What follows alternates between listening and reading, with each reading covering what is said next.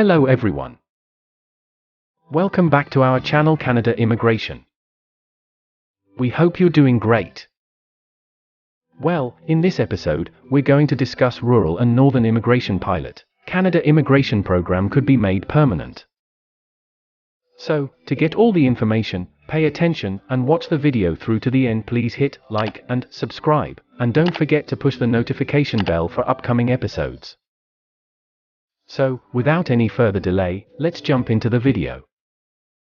The Rural and Northern Immigration Pilot, RNIP, will become a permanent immigration program, or at least continue in some form beyond its slated end date of August next year, says Canada Immigration Minister Sean Fraser.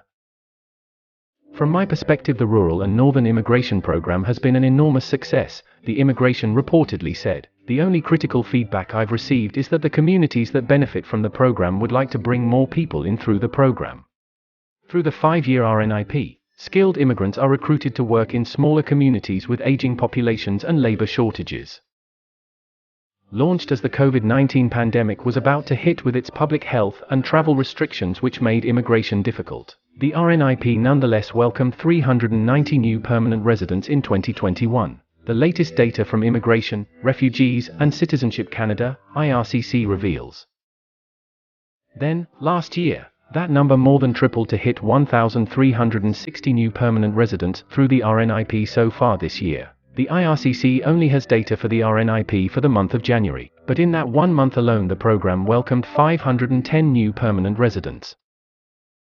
That level of arrivals through the RNIP, if continued throughout the rest of 2023, would mean the arrival of 6,120 immigrants through the program this year, more than 4 times as many as last year. Fraser cautioned that evaluating the RNIP's performance will be somewhat difficult, because it was launched during the pandemic. We haven't made formally a decision to make the program permanent yet, not because we don't like the program, but because the first few years of the program's existence happened under very challenging circumstances during the COVID-19 pandemic, he reportedly said. To be included in the pilot, communities must 1. Have a population of 50,000 or less, and be located at least 75 kilometers from the core of a census metropolitan area, or 2. Have a population of up to 200,000 people and is considered remote from other larger cities, according to the Statistics Canada Remoteness Index. Mayors of participating communities heartened to hear RNIP will likely be extended. Fraser's suggestion that the RNIP would continue in some form beyond next year was music to the ears of participating communities' mayors. I've heard firsthand from employers that had it not been for the RNIP program, they might not have been able to stay open into the next year, Timmins Mayor Michelle Boileau reportedly told the CBC. So, it's having a very positive impact on our business community. Under this pilot program, candidates must meet both the federal and the community eligibility requirements. There are currently 11 participating communities in the pilot program. These include the federal requirements include qualifying work experience or an international student exemption.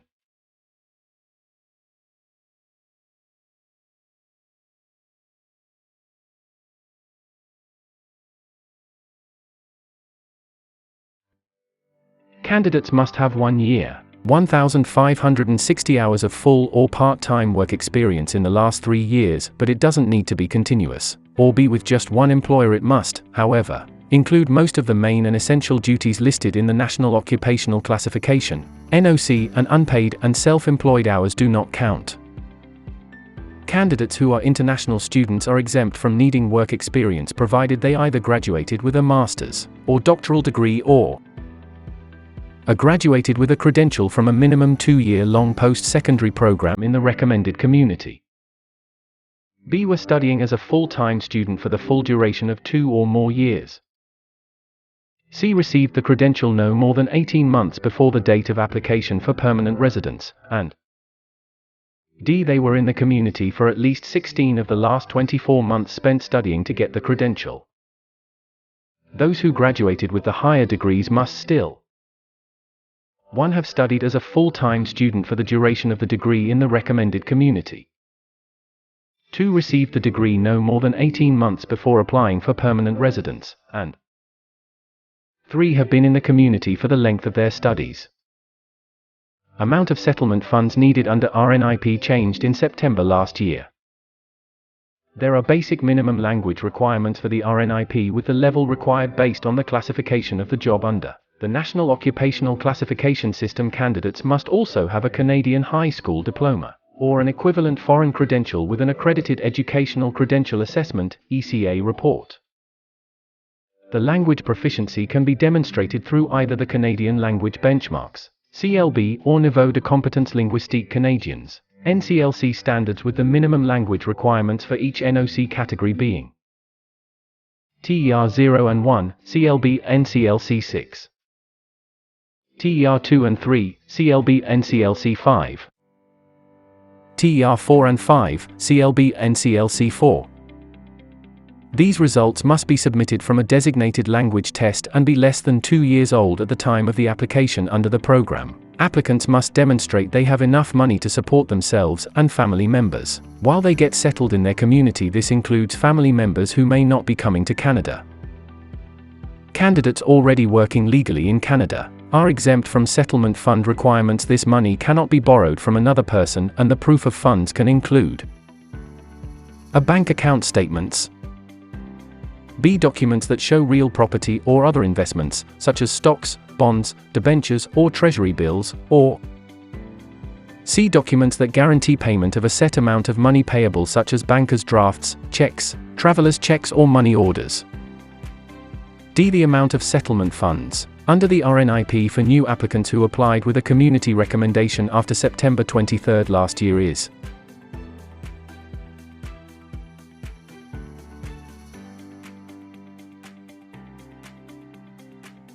That is all for today, in this video. What are your thoughts on this? Please let us know in the comments section below. Thanks for watching the entire video. Hopefully, the information is useful to you. See you later, in the next episode. Till then, take care.